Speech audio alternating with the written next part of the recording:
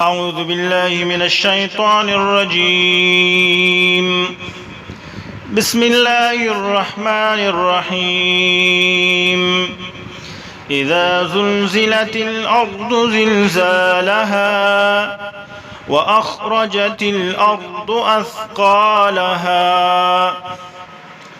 وقال الإنسان ما لها يومئذ تحدث أخبارها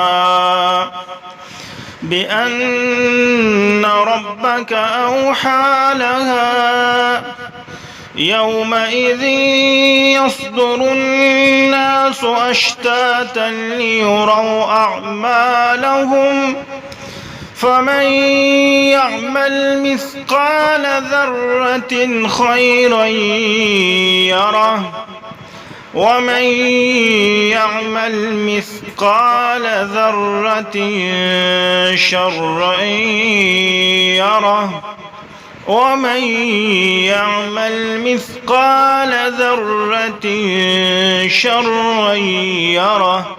صدق الله العظيم.